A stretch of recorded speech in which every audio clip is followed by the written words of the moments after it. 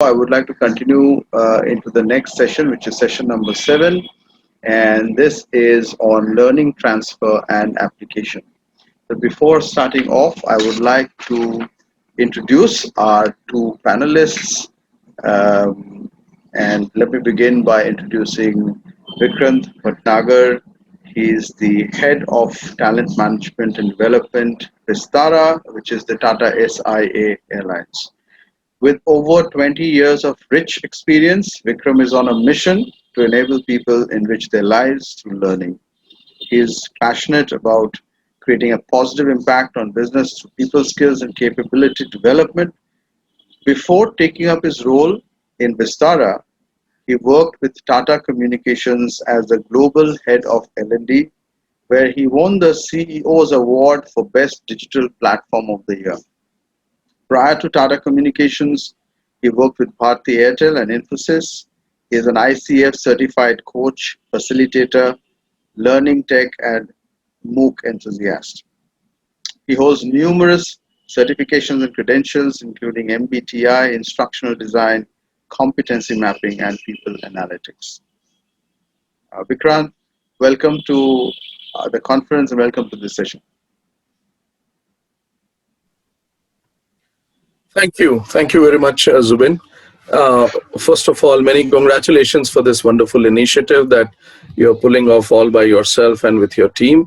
Whereas many a time it's difficult for many organizations to be able to organize such initiatives. So many congratulations for this brave effort. And I'm sure the conference so far has been really exciting and value-adding for participants. It's a great pleasure for me to be here, and thank you for your generous introduction. I'm looking forward to the discussion. Absolutely. Thank you so much, Vikrant. And now I would like to introduce Yogesh Kashalkar. He is the head L&D Piramal Capital and Housing Finance Limited. Yogesh is an accomplished learning and development professional with 21 plus years of well-rounded experience in all areas of L&D, including classroom learning, e-learning, content development, assessment center, and education systems management for academic institutions. He's well versed with learning technology tools, learning resources, and the latest trends in learning pedagogy. Before he took up his present role, he had worked with organizations like Kotak Mahindra Bank, Tata Consultancy Services, IndusInd Bank, ICICI Bank, and EduTech India. He received his education from IIM Lucknow, World Trade Institute, and University of Pune. And he's also a certified OD analyst from Carlton Advanced Management Institute, USA. Yogesh, welcome to the conference. Welcome to this session on learning transfer and application. Thank you, Zubin, for that introduction. And I attended the previous couple of sessions, and this has been a wonderful initiative by you. And the sheer name of the topics or the title of the topics show that how this particular intervention is different than the other many L&D conferences. So kudos to you and your team. And the way you are conducting the sessions, the kind of questions that are coming from the audience and the way you are handling those questions, it has been a value-added Saturday for me so far, and I look forward to this session and the last session as well. Thank you so much, Yogesh. And now let us get started. By the way, we have a very active audience today with lots of questions, so be prepared after the few questions that I will ask, because half of my work has been taken over by the attendees. Okay, so let me start with Vikrant. In terms of learner transfer and application, how can L&D professionals use effective transfer mechanisms for learning? That's my question. Are there challenges that need to be addressed proactively? So more on the transfer mechanisms. That's my question to you, Vikrant.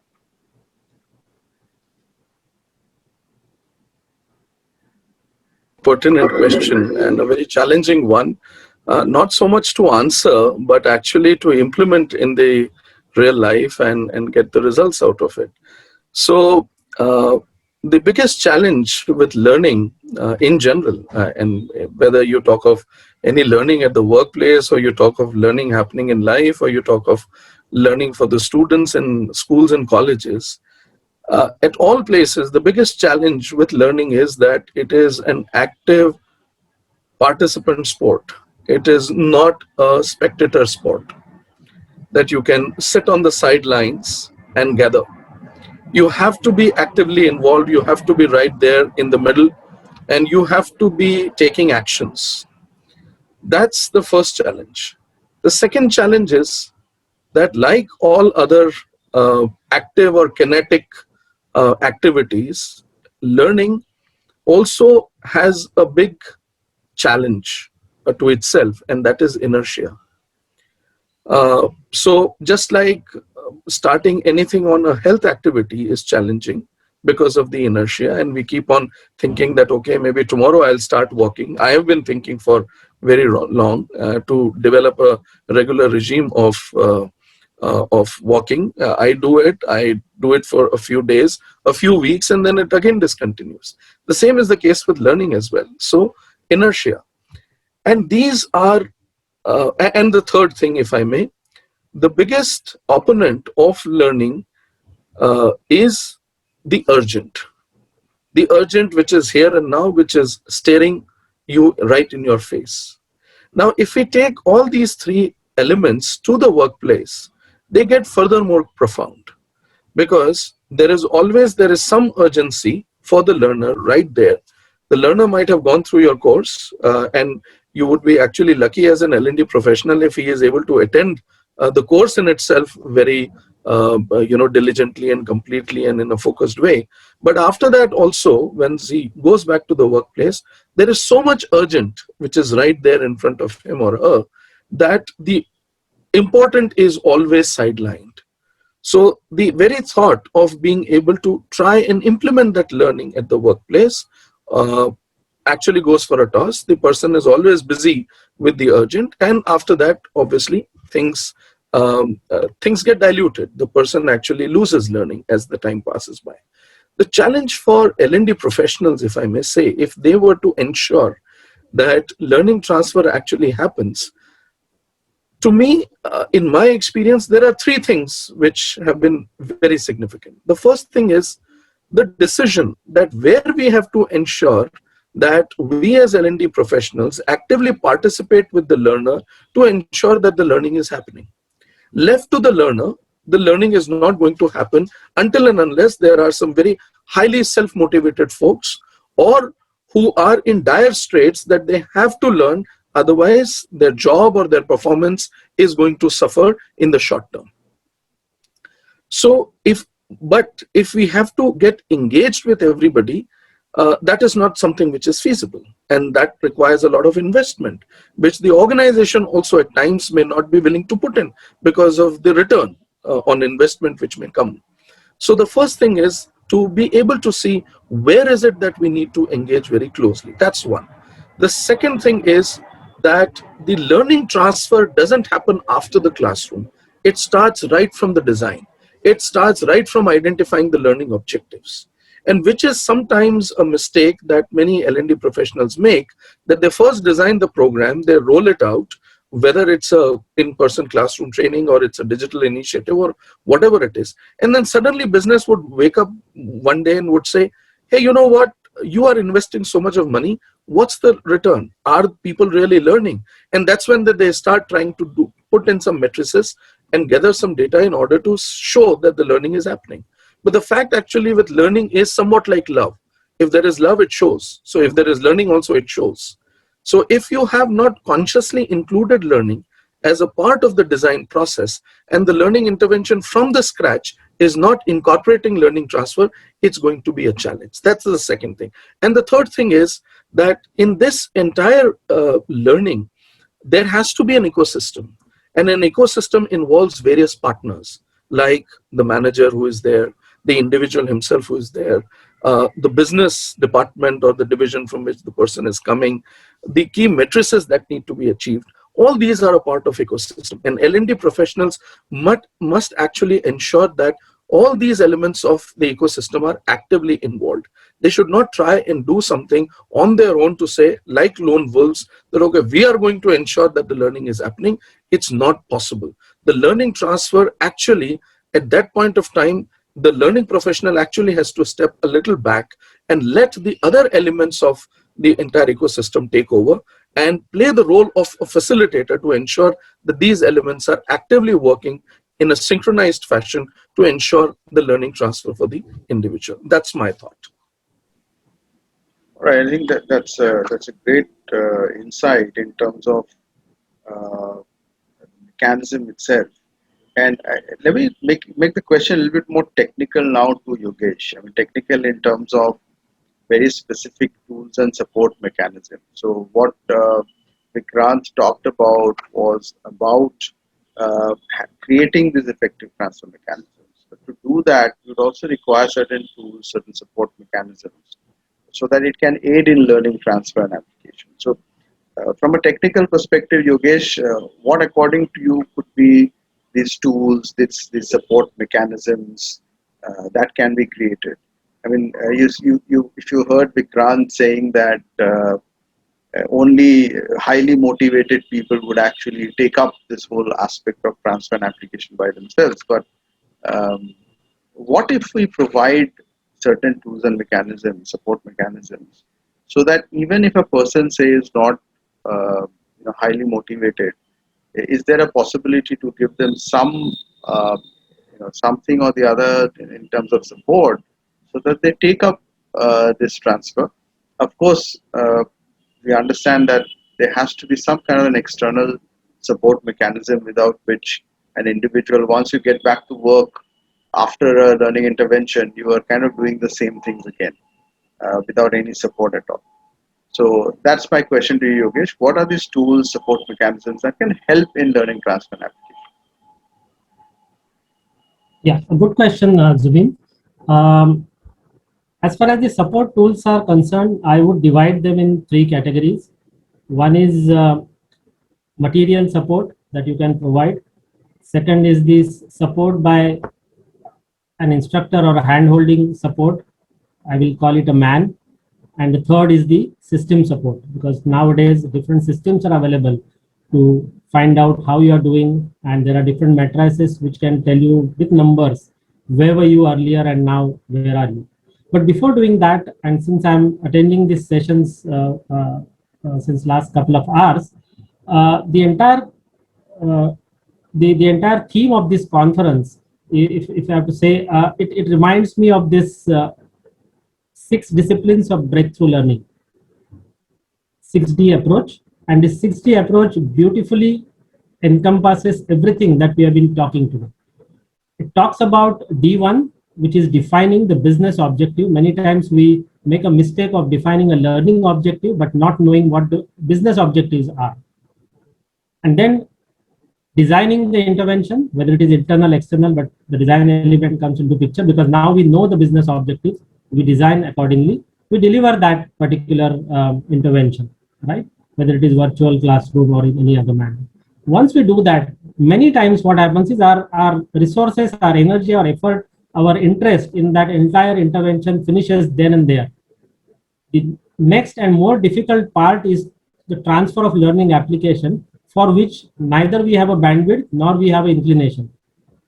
And then it becomes an event, and people forget, and slowly L&D also forgets and goes for the next intervention. What we don't do actively is the next 3Ds, D4, D5, and D6, which is driving the learning transfer, deploying a proper support, and lastly documenting the results. Because if you document those results, that will give you a fodder for your next learning intervention. Those are the numbers which will speak for itself. So these 6 disciplines of breakthrough learning, if one applies, I mean 70-80% of your learning interventions will go right, and it will not be counted as a learning scrap. Something which is not being used is called as a scrap. Just like in manufacturing, we have a scrap, something which gets created out of the process. If we have to minimize this scrap, we have to first onboard everyone on that learning intervention right from the beginning. And that is why I said business objective, defining the business objective is the first thing.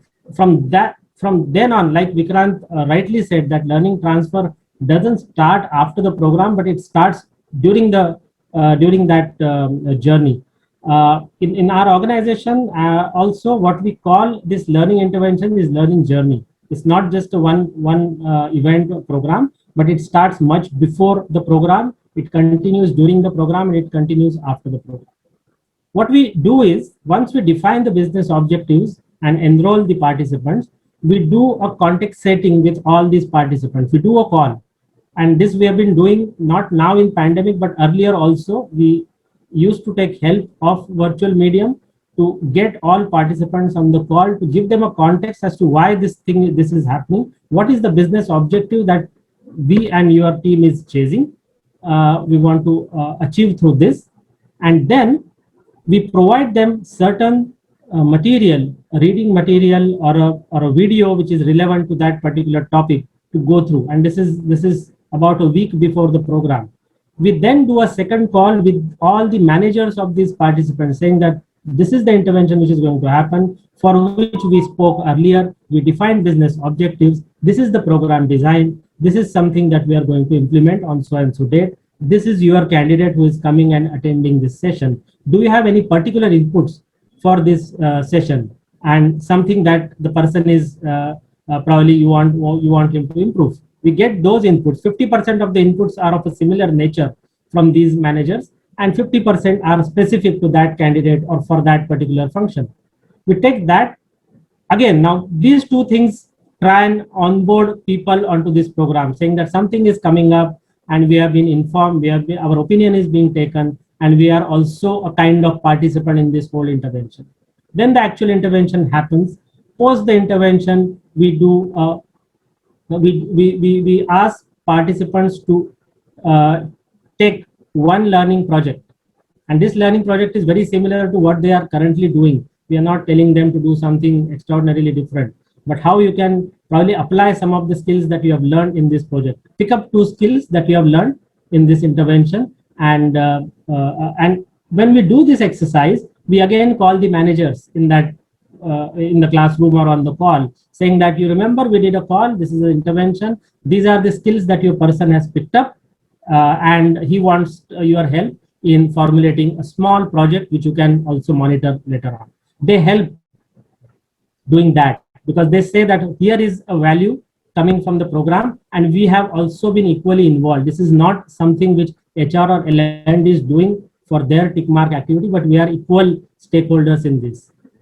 The skill project is finalized, defined timeline is given, and it's a small time. We are not saying that it's a 6 months journey where everybody gets bored to the death. It's a 15 days to 3 weeks kind of a quick skill-based intervention that this person has picked up, and then he defines certain milestones. So in a learning intervention, we keep that much time for this activity as well. It is very much a part of the training program. I mean, covering the syllabus is never the objective. So once that is done, the person goes back, and now what we do is we provide different supports to this person. Now this support comes from a quick WhatsApp group of the participants, where facilitator will also be a part of that, because he is the one who knows the participant. Participants are the ones who have heard this facilitator and also liked some of the tips or techniques that he has shared. So both the parties are equal stakeholders there, and then the actual journey starts. What we do is we provide them the easy tools like quick checklists, right? If it's a sales orientation or a sales related program, they need to know what are the different checklists that we need to do things correctly, because in financial services there is a whole list of documents or things that we deal with. So what person needs to know is how it can probably make my job easier to improve my turnaround time.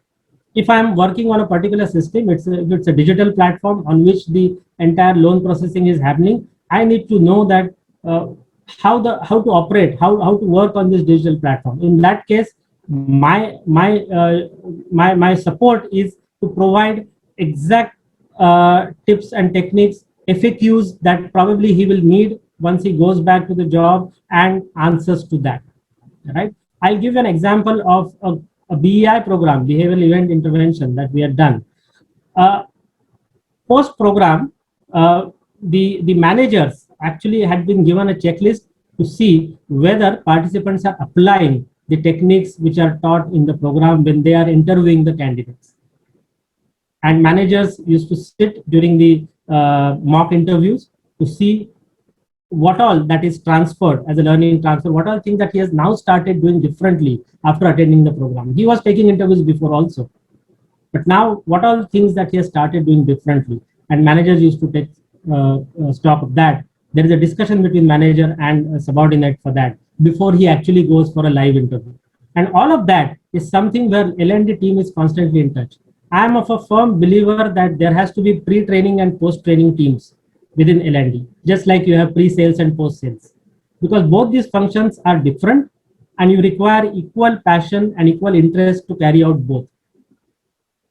And if you have a post-training team to do all of this, believe me, the feedback that you'll receive from the ground will actually reach out to you, because your team is actually working with the business now after the learning intervention, right? Whatever you have committed before that, there is a time now to practice and see the result.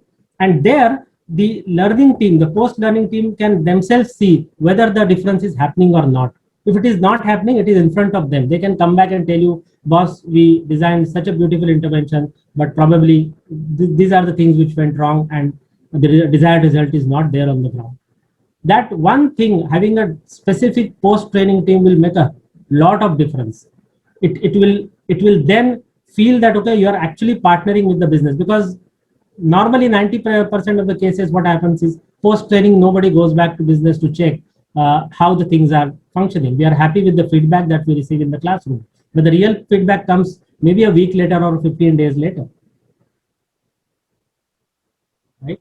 And there is a recognition also. I mean, if you can then start publishing names of the participants who have started using the tools and techniques and started getting benefited, you can probably publish their success stories on the group, on your intranet site, by using a good flyers or something. You can just populate that word.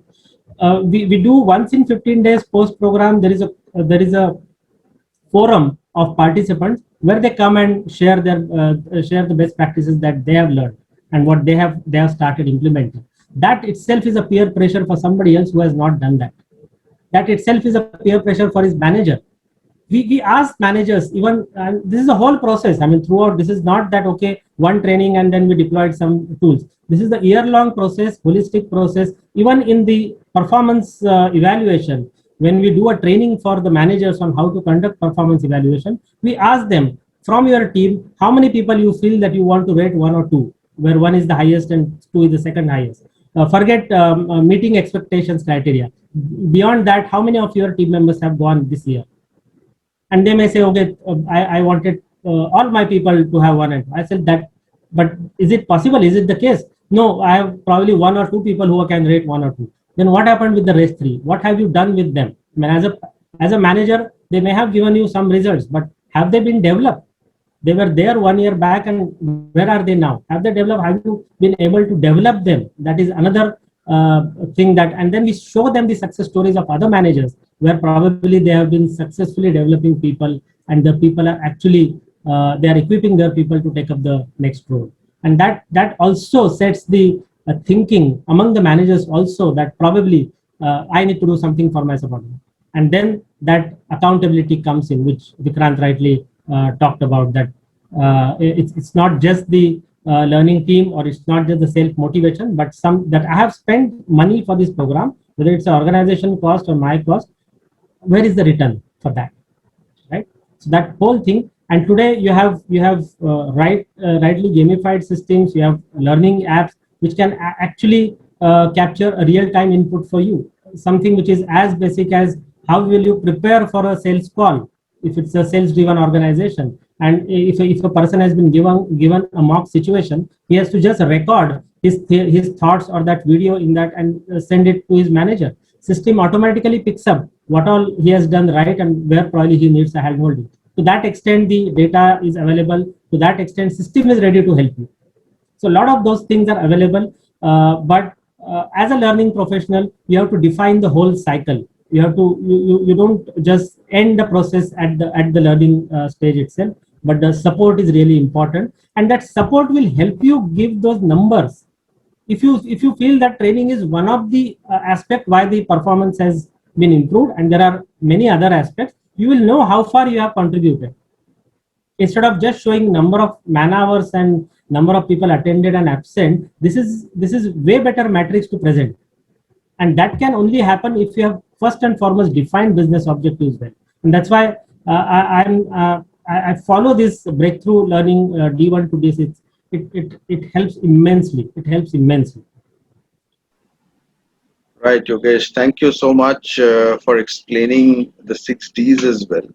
I think that was, a breakthrough book as well when it was published, and a lot of organizations started adopting the 6 Ds. I'm aware of certain organizations which started adopting.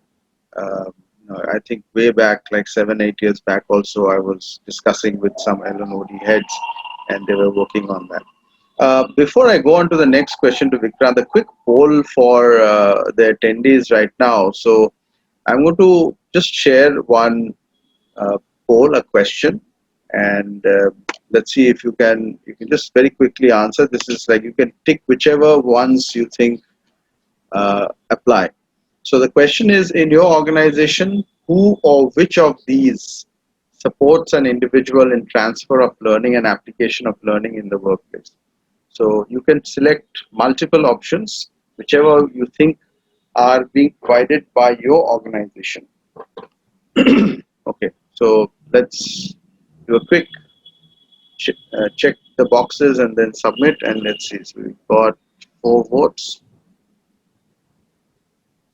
Okay, we've got 25% votes.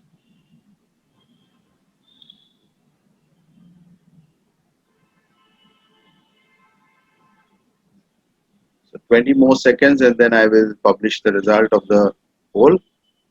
So we're almost at 44% votes. Let's see if we can get 50% at least. Okay, we've crossed 50% of votes. Okay, 10 more seconds to submit, and then I will end the polling.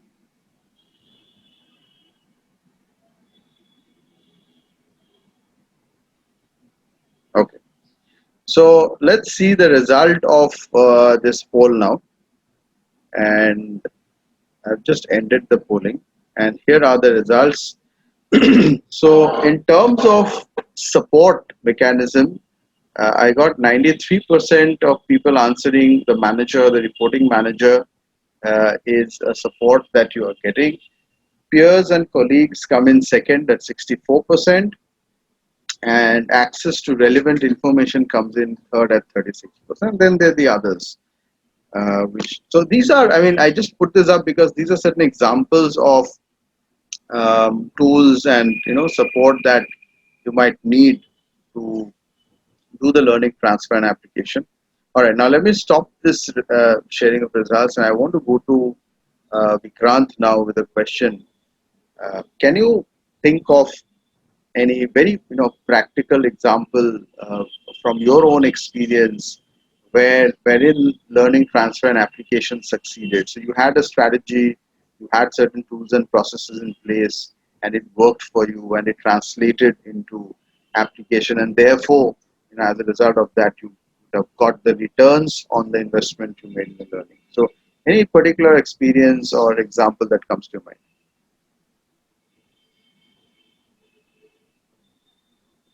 So there are quite a few, but I would like to pick up one, maybe two.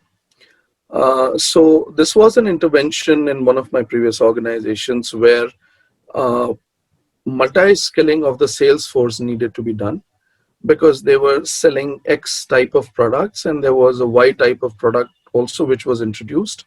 And the X and Y products were very different in their nature. So as a result of that, the sales professionals were required to develop a lot of understanding of the Y type of product as well. Now, what actually happened was that as a result of their not being able to understand, or the initial hitch to gain knowledge and to start pitching it to the customer, they were actually not pitching it. And as a result of that, the sales were not up to the mark. Now, obviously, it was identified the need to be trained. But when we looked at this entire thing, and the big question was that if we train them, so what? What comes out? Do sales increase? Because the fact actually is that the sales don't increase just by training people. There are a whole lot of other elements also that have to be in place. So how do we isolate this factor of learning? And when we started talking to the business, what we came to understand was that eventually the sales were not happening because the Y type of products were not being pitched to the customer. And as a result of that, in the entire sales funnel, from the entry level itself, those products were not getting into the sales funnel. So then what we thought then was that, does it mean that if we are able to, let's say, train them, then would they start pitching? And if they start pitching, then the rest of the things should also happen for eventually the sales to happen. The product has to be attractive, it has to be priced well, it has to be providing great post-sale support so that the customers are satisfied and they bring in more customers in future, etc., etc. So the first thing that we did was to identify very clearly that what part of the knowledge do we need to target. And what was clear was that we need to target that part through which they are able to start pitching that product to the customer. Now, once the training was being designed, what we also actively worked on was that once they go back to their workplace, how will we ensure that they actually start pitching? So that's when we brought the managers into the picture.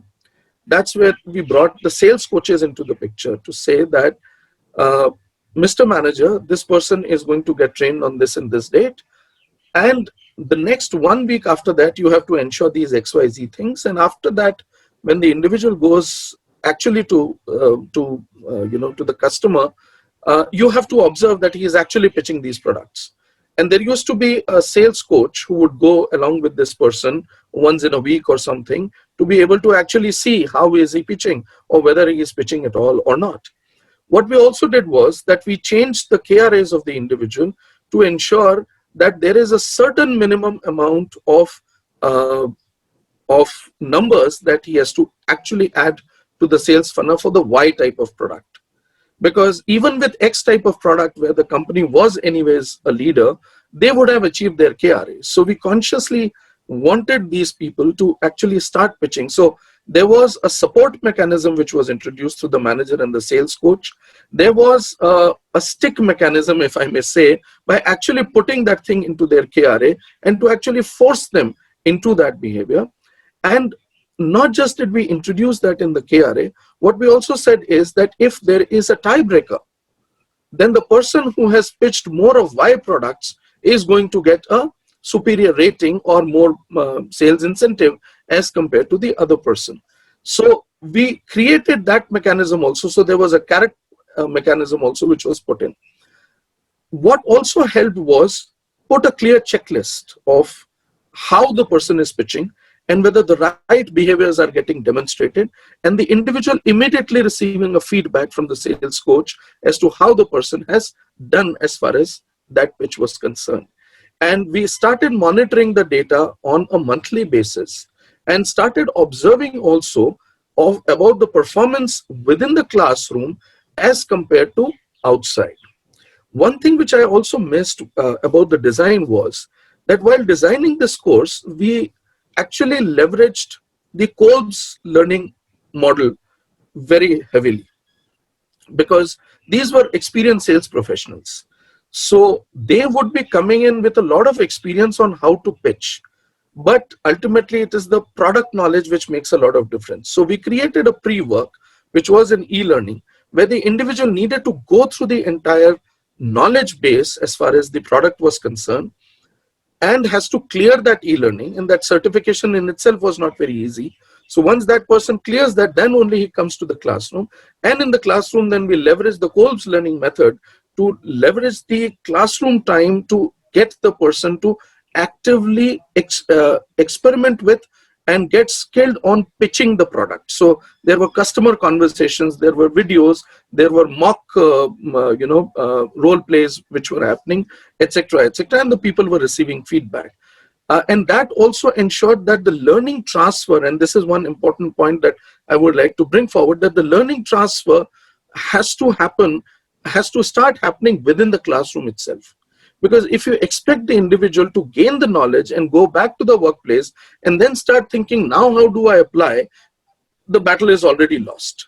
So how do you, what kind of methodologies do you actively leverage in the instructional design of the course so that the learning transfer starts happening within the classroom? And in my experience, the Kolb's learning model has been a very powerful model to be able to do that. Now, after, so we were monitoring at every 1 month time, and we were closely trying to see how the sales funnel has actually started shifting. And it did shift, and within a 3-month period we could actually see a lot of difference. The product was good, so the rest of the things, whether it's the pricing, the sales support, etc., was all in place. So the sales also started immediately increasing. But at the same time, I would like to close by saying that at the end of 3 months or 6 months, if we see that did the credit lie with L&D and with the course, my answer would be a big no. We actually just removed a hurdle, a roadblock, which was preventing the people to start pitching. If the sales actually increased, it was not just because people were well trained, but it was because the product was good. It was because the rest of the things were also in place that actually encouraged the customers to actually buy. And there was, of course, a need for the customers to buy their product. Otherwise, they would not have invested in that amount, in that kind of a product. And above all, it's not just the training for the people which matters, it's also the interventions around other elements which are here. We talked about the KRAs, or we talked about the post-training support, etc., etc. So it's an entire ecosystem which actually gets into, and I'm going back to my earlier point. But of course, in the paucity of time, I would not get into the second example. I would rest my point over here. Over to you back, Zubin. Thanks, Vikrant. I think that's a wonderful example you gave us. It's more like a case study, really, for me when I was listening to it and trying to understand what are the steps you took. And it just reminded me in terms of even when you talk about Kolb's model, the experiential part of it, and very simple way of putting it, even when you're talking about the transfer starting from the classroom itself or when the learning is taking place. So it's like you tell me or you show me or make me do something, right? So if I can start working on it right in the training, if I not only learn how to, but I do it in the learning intervention as part of the classroom training, and then I go ahead and then an environment is created for me for the transfer and application, then it works. So if I have to start doing it during the training period itself. So I think that's an Very important point. important.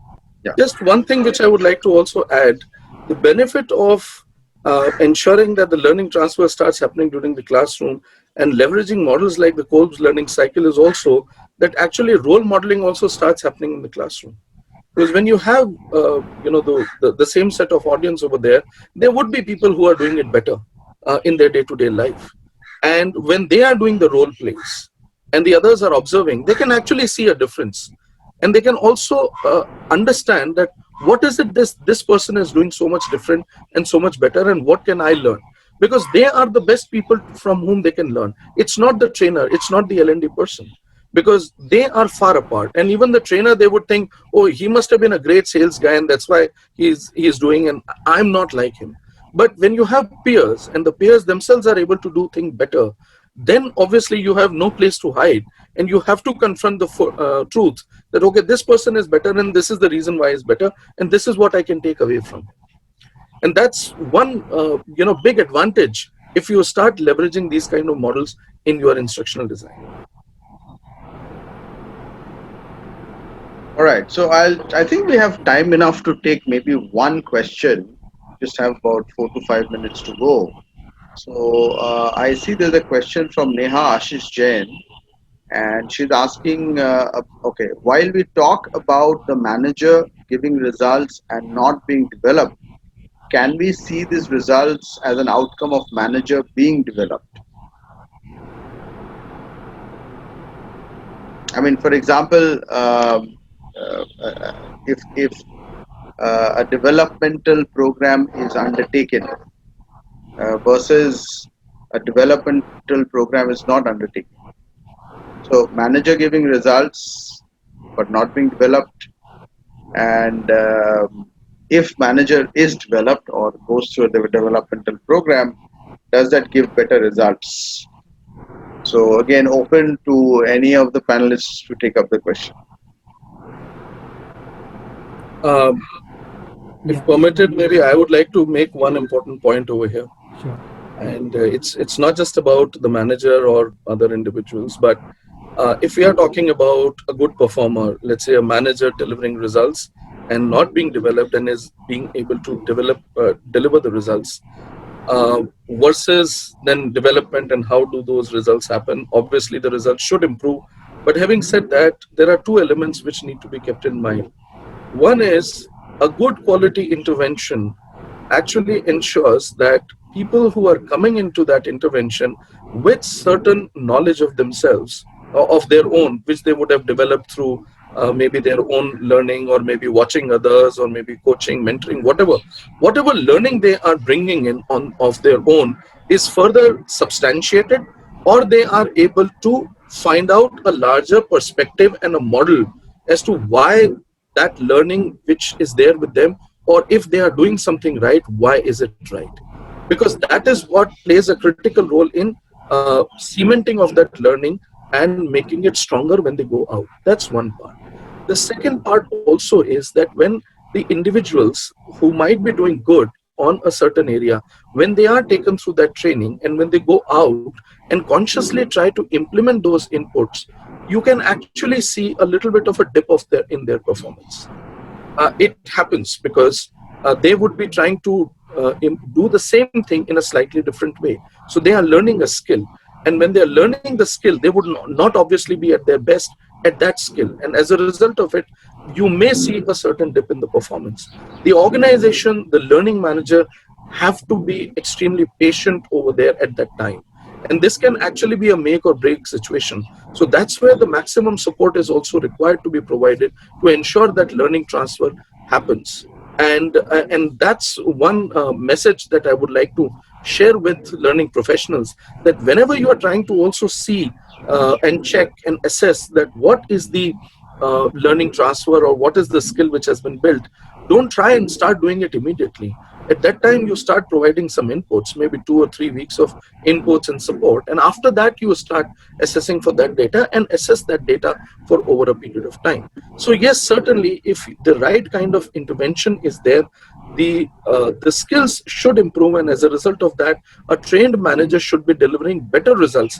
But at the same time, in between, there could be a little dip with which the organization and L&D professionals like have to be patient with. Thanks, Vikrant, for answering that question.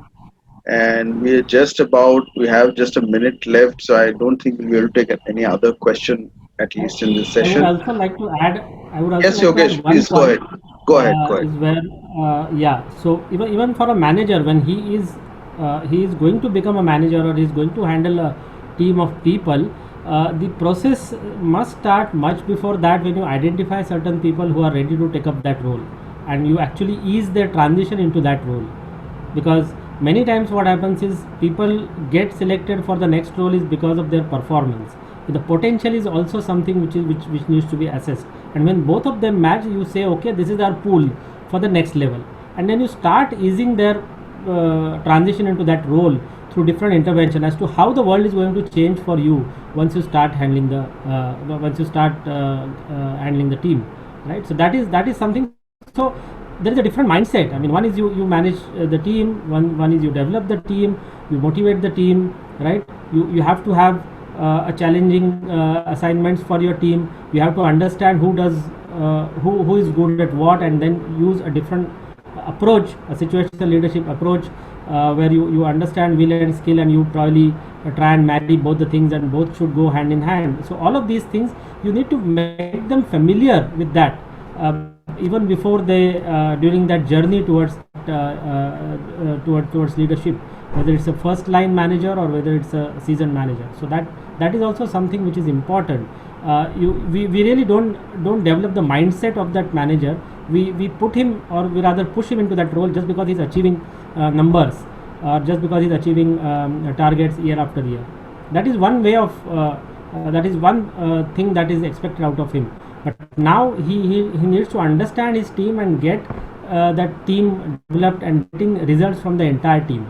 Because then what happens is, in many teams you see that only one or two people are performing, and manager is overly dependent on them, because those two people are just like him, and hence he has a greater rapport, he has all the time in the world for those two people, and not having enough time for the other three people. So then it's a skewed equation in the team. You are not developing. On the other hand, if you provide inputs and develop the entire team, you will get results from all of them. I mean, then the pressure on that one person, and that one person becoming VIP in the system, or a star in the system, you actually develop 5 more stars in the system.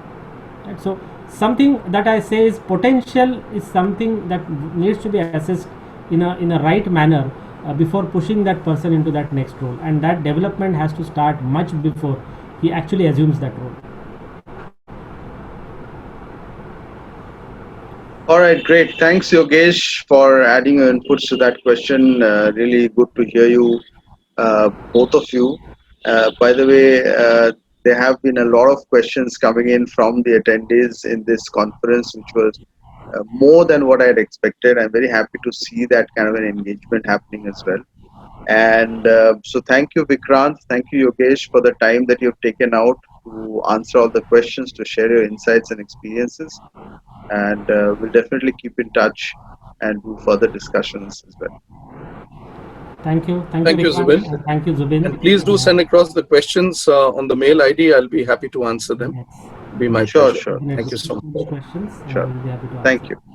Thank Thank you, you, Yogesh. and thanks, participants, and Thank thank you, you, Zubin. Zubin, for this initiative. Thank you, everybody. Thanks, Vikrant.